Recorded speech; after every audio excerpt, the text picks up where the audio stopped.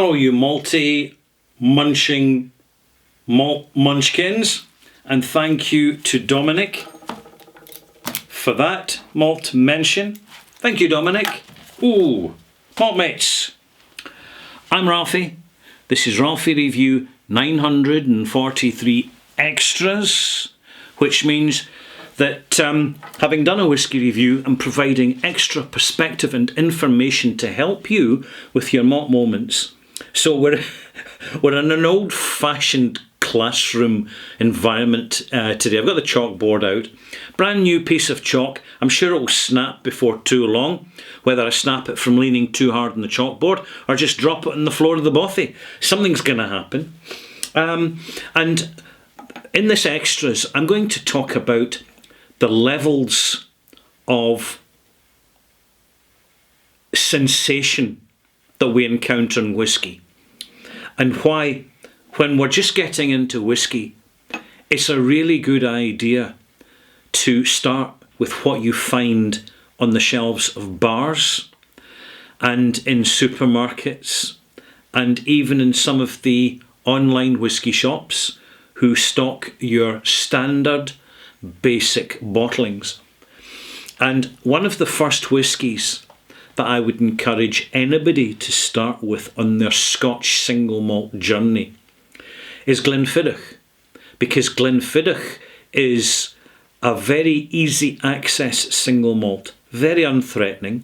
It is sweet and sour. That's the style, and this is where we're starting with. Get another piece of chalk out here. I should have had it ready, but you know, I'm not that organised. Got my nice wee red piece of chalk to highlight that. Sweet and sour. Fairly simple, light, fruity, no peat, no big sherry moments, no monsters. One of the most accessible and polite of Scotch single malt whiskies. Not only that, but Glenfiddich, to their credit, are simply one of the most consistent bottlers of high volume single malt within the whole category. And, you know, occasionally I'll have a bottle of Glenfiddich and I might not be particularly impressed about it, particularly the older versions. But when I come back to the standard 12-year-old bottling, it works every single time. And this is where you start, because we need to, all of us, allow our senses to bed in without being rushed or hurried. Because in doing so, in giving it time, quite simply, we end up getting further, knowing more, and actually having more valuable senses, because they're properly developed. So you don't learn to run before you can walk. Simple analogy. So we start with whiskies that tick the boxes for sweet and sour. Let me name a few to you. Cardhu, great example. It's a sweet Speyside malt. It's a multi-malt. It's not particularly complex, but it's very pleasant and accessible. The same with Cragganmore and also with Glenelgin. These are really good. These are the sort of foundation malts that you find in many blends. They're not particularly used for dressing or high-end flavours. They're there to provide that maltiness in a blended Scotch, which lets you know that there's some much needed single malt in the blending recipe. Another example would be Auchentoshan, and although I don't like the way Auchentoshan is bottled, it's a great light whisky. Tam na Bhullen, another good light whisky, quite grassy and crisp, and Benriach and Benrinnes. And Breval, another good one. These are light whiskies, which can, particularly when we're starting, due to the process of chill filtration, the fact they've put hundreds of casks into a batch mix, and because they're adding a little bit of colour, they reduce the complexity. I mean, this is well evidenced, by the way. It's not just an opinion anymore. Anybody that says that chill filtration does not affect the flavour of whiskey is lying to you, right? And you are being lied to by them. And the best way to prove them to be liars is to see for yourself. But we're starting at the beginning, because we're all starting as consumers. And once we've had a bit of a time with the sweet and sour thing, and we're ready, our palates are telling us, because our palates will tell us when they're ready, and our nose will tell us when it's ready to move on, we start to seek some slightly more complex single malts, which have the sweet and sour, right, the baseline sensations, but add a little bit extra in. For example, slight saltiness. It's generally appreciated. It's sometimes called briny or maritime, and you'll find it predominantly in whiskies like Old Pulteney, which is a northeasterly Highland single malt, and you'll find it in Bruichladdich, if you can find any Bruichladdich, because they don't seem to be bottling much Bruichladdich at the distillery at all these days. I'm sure there's a strategy in there somewhere. And another fine example would be Springbank. Springbank can be wonderfully salty at times.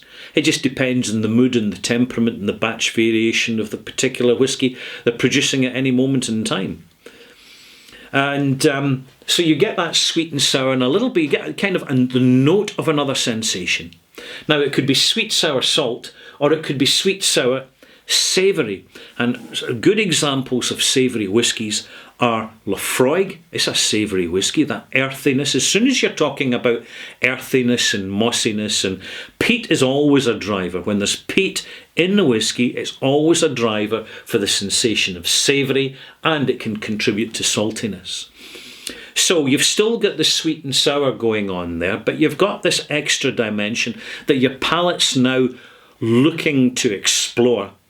And when you're looking at savoury elements and notes and sensations in a whisky, irrespective of its actual flavour profile, you're looking at, again, Springbank, Laphroaig, Macallan, not Macallan, sorry, be the last thing on my list.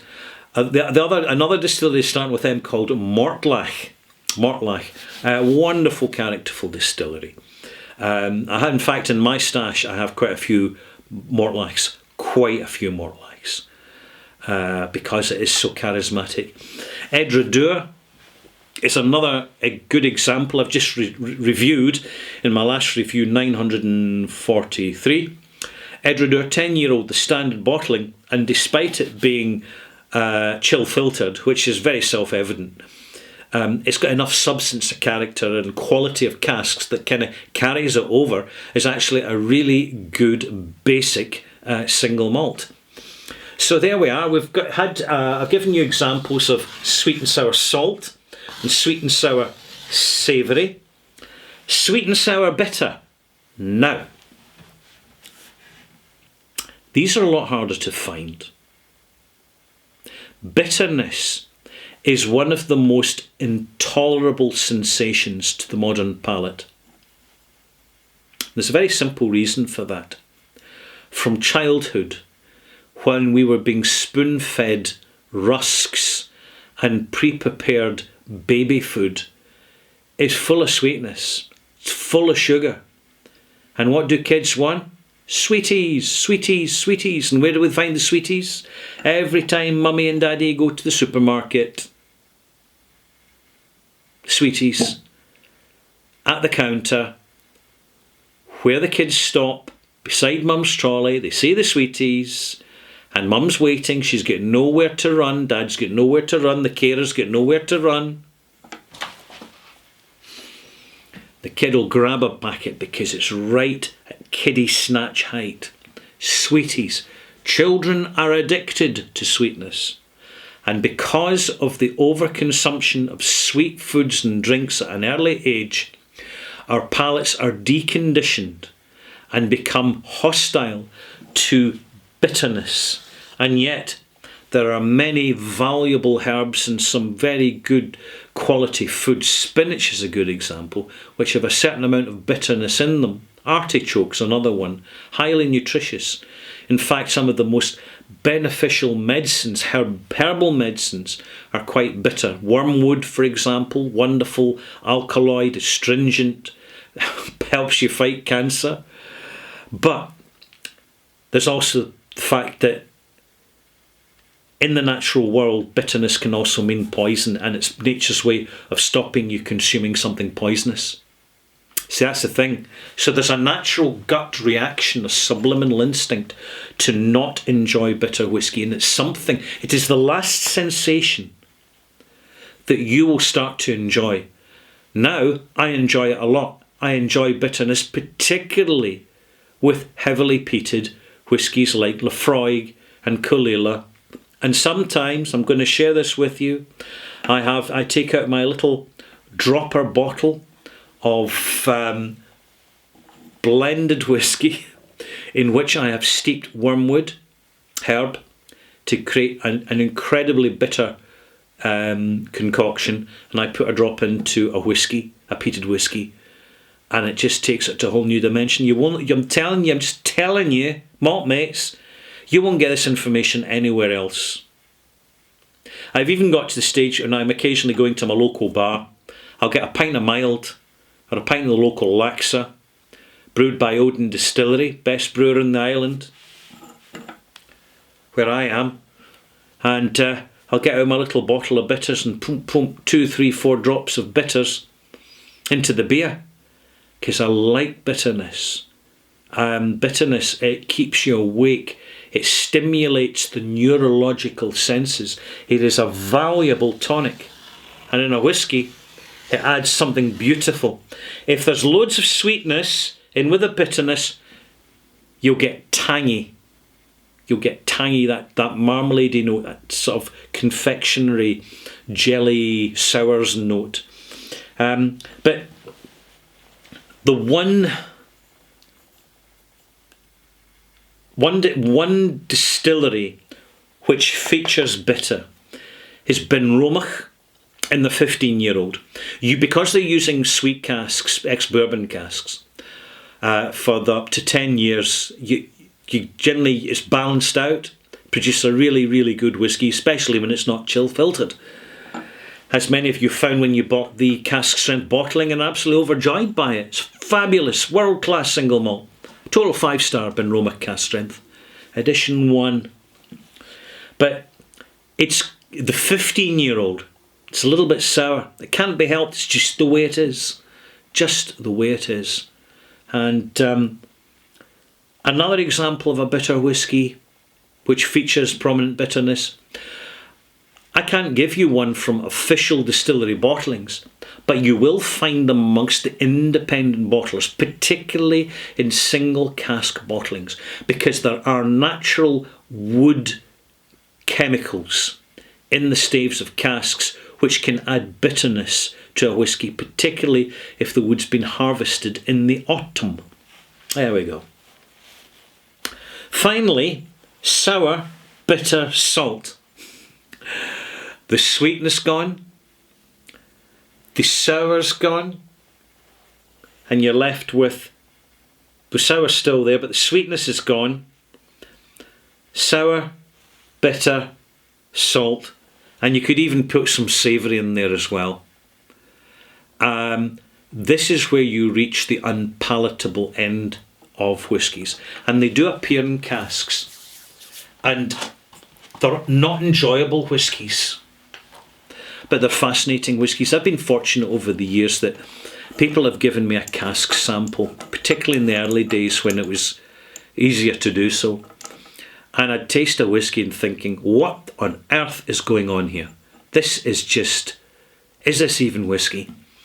And you give it a couple of hours in the glass with a drop of water and a lid on it, and you come back to it and you nose it, taste it, and you realise it is whiskey. But what's dominated from that particular cask and why it's been rejected by the blender for bottling as a single malt and will go in as filler into blends is because it's got too many of the lesser sensation range. They're too prominent. The sour, the bitter, salt, savoury and sour. Usually you don't get a combination of them all. I mean, I've missed out the savoury, because usually with this, in my experiences, it's been the sour, bitter, salt Because sour and bitter together, when they're dominant, it's just awful actually. And then when you've got saltiness in there, it's even worse, frankly. It's just even worse. But what you have there is a sliding scale of accessibility. When we're starting out in whisky, we start at the top with sweet and sour.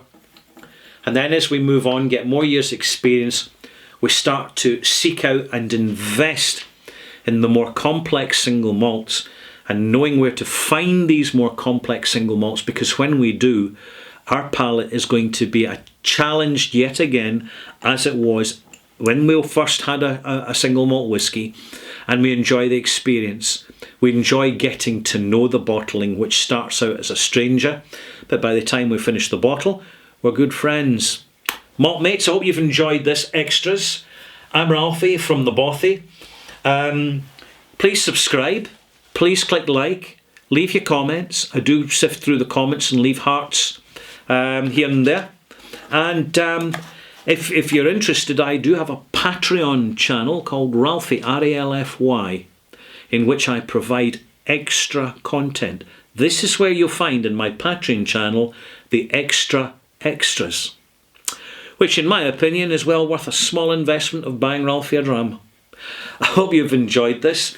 And before too long, I'll be giving you an update on this year's 2022 Online Scotch Whisky Awards. Speak to you soon about that, malt mates. Bye-bye.